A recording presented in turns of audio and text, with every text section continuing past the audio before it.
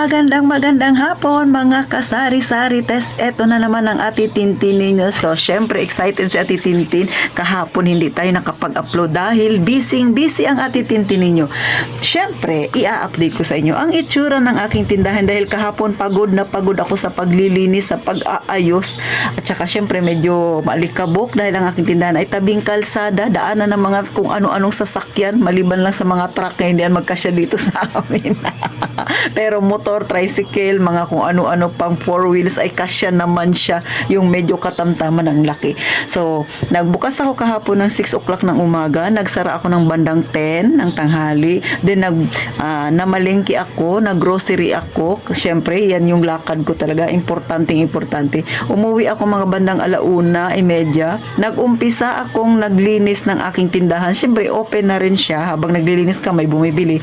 2:00 ng hapon, alam niyo ba kung ano oras ako natapos? 8:00. Pagod na pagod ako mga kasari. So, ganon kahirap kapag ikaw ay may tindahan kasi nga, lalo na kung namimili ka, medyo marami ang iyong napamili.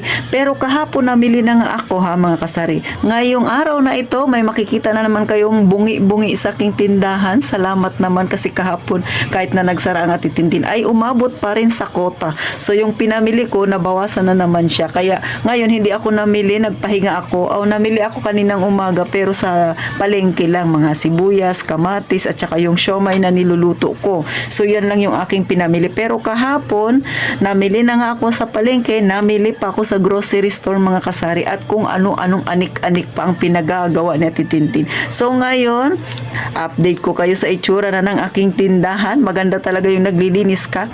Pero syempre, bago ko ipakita sa inyo yan mga kasari ha, abay, mag-subscribe ka na kay Ate Tintin. At syempre, i-like mo na rin ang video na ito kung relate ka rin sa pinagagawa ni Ate Tintin. Pagod na pagod mo sa buong maghapon hanggang gabi. Masakit ang katawan ko kasi nga maaga pa rin akong gumising. Siguro sa sobrang pagod ko. Hindi ko na malaya na malakas pala ang ulan. Sa totoo lang mga kasari, no? Nakita ko sa balita ngayon, kawawa yung mga nasa Bicol talagang binabaha-baha at kung saan-saan pang lugar, pero dito sa amin parang normal lang siya na umulan. Isa yan sa pinagpapasalamat naming taga Palawan, pero naman pagka inabutan naman kami ng bagyo dito, delikado rin, pero sa ngayon ay okay naman, parang normal lang na umulan talaga. Kaya sa pagod ko kagabi, hindi ko na malaya na umulan pala nung gumising ako kaninang umaga, bago ko lang nakita na basa yung lupa.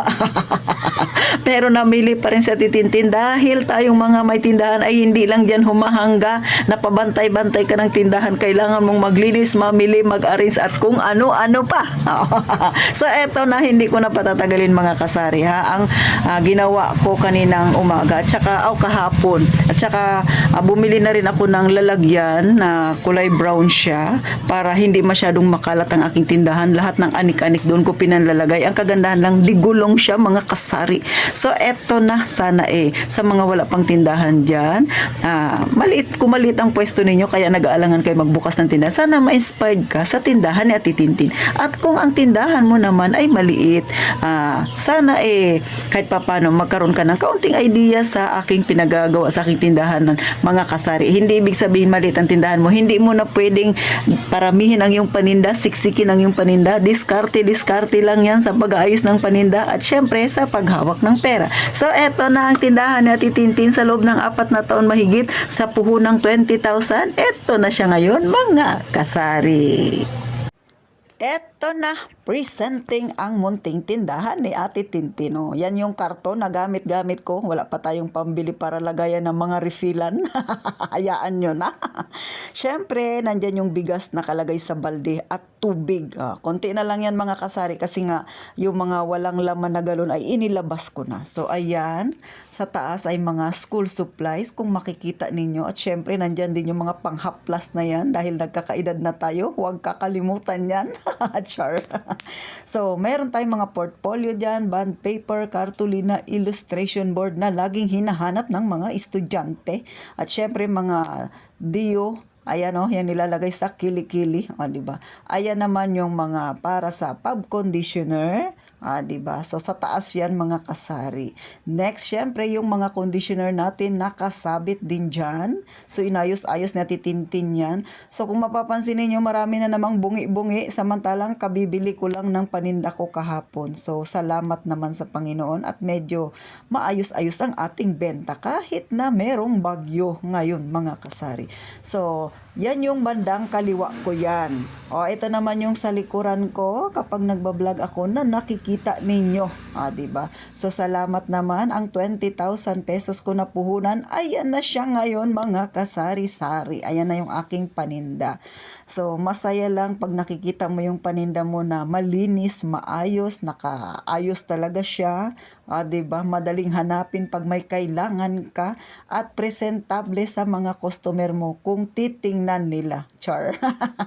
So, bawi na lang si Ate Tintin sa pag-aayos gawa nga ng maliit lang naman ng aking tindahan. So, yung pinakataas ko, ayan, buti naman at hindi naaabot ng mga mababait, diba? Mga hobby yan, mga sotanghon at kung ano-ano pa. So, yung aking mga food in can, diba? 3 yan. Sa likod yan ay meron ding laman, ayan. So, 6 yan. 6 sila kada isang helera mga kasari. So, dati, nung nag-umpisa ako, 2 lang yan. Tapos, sa likod, wala pang laman. Ngayon, 3 na. Pati likod, meron na ring laman mga kasari. So, yung harapan ng tindahan ko, ayan.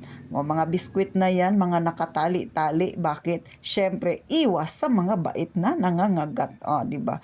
So, ayan, nakita mo yung aking tubig dyan, mga sibuyas, kamatis, tinampay, siomay ni Ate Tintin. At syempre, yung sample na meron tayong drinks na ibinebenta, ayan, nakalagay sa harapan. May payong pa dyan si Ate Tintin, no? So, ayan yung harapan ng aking tindahan sa taas, mga ano-anong biskwit. At syempre, ayan na nga yung sinabi ko sa inyo na nakagatan ng bait kasi naglagay ako ng extension wire dyan mga kasari nung nakaraan. So, hindi ko nahugot yun ang kanyang dinaanan. So, ito yung pinakaharapan ng aking tindahan, yung sa may labas na. So, ayan. Yan. Pagkagabi, pinupunpun ko yan. Mga chichirya yan ang nakasabit-sabit dyan sa labas. Kaya kailangan bantayan dahil pwedeng hugutin ng mga medyo malilikot ang kamay dahil sa labas lang siya mga kasari. So, pansinin ninyo, walang screen ang aking tindahan. Diba? Wala pa tayong pambili dyan, wala pa tayong pampaayos ng ating tindahan. Sa ngayon, pagtiyagaan na muna natin ang ganyang itsura. Ang mahalaga, marami kang paninda kasari. So, sana nag-enjoy kayo sa aking munting tindahan sa inyong panonood. Ayan ha, mga kasari. Ayos ba? Tindahang maliit, sari-sari store ni Ate Tintin. So yan, kabibili ko lang yan, yung lagayan na yan para hindi makalat ang aking gamit. Diba? Mga kasari. So, nakita nyo na mga kasari-sari ang tindahan ni Ate Tintin.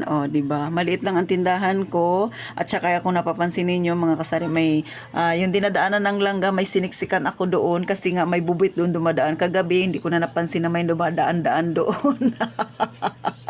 So, tiyaga-tiyaga muna si Ate Tintin kasi wala pa tayong pera na pangbili na pwedeng ipaayos ng ating tindahan. Ang mahalaga, paramihin muna natin ang ating paninda at kapag dumami na, saka na tayo kumuha ng medyo malaki-laking halaga para naman kahit papano gumanda ang ating tindahan. So, sa susunod na lang yan, a journey na Ate Tintin.